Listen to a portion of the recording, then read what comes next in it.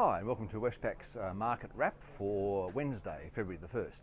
Very positive sentiment on markets today, stemming initially from less weak or more positive than expected Chinese purchasing manufacturers indice data. And that PMI strength in the Chinese figures was actually mirrored in figures we saw for the UK, an upward revision to the Euroland PMI for January, and also the ISM manufacturing survey, which is a similar type of survey for the US. It recorded a stronger reading in January as well. So right around the globe, we've seen this positive manufacturing sentiment emerge in the surveys for January, and that's fed into decent equity markets gains. On some indices, the European markets, for example, are back at 6-month highs, still way down on where they were in the first half of 2011, but nevertheless some pretty decent gains have been made in the last month or so. In terms of European news, nothing really fresh.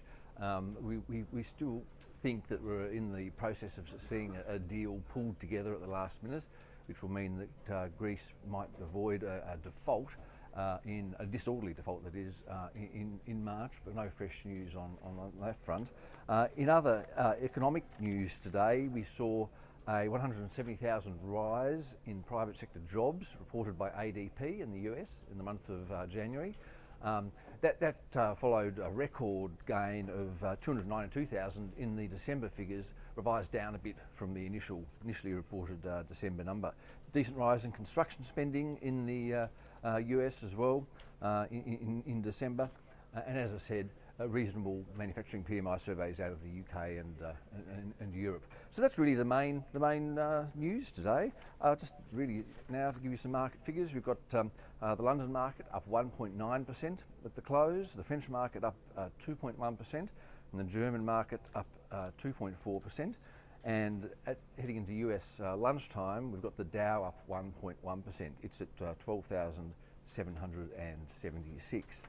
The commodity prices, they've done well today, with copper prices up 1.2%, gold's up 0.5% at $1,749 an ounce, and oil prices a bit more subdued, just a 0.2% gain there at $98.68 a barrel.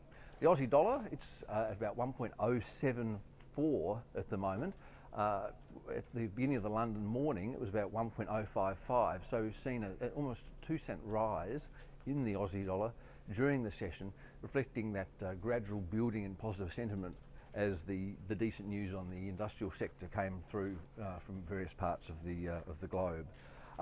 Also, to provide further direction for the Aussie, we've got building approvals and the monthly trade figures coming up in the Thursday Australian session. So a bit of local direction for the Aussie expected from those numbers.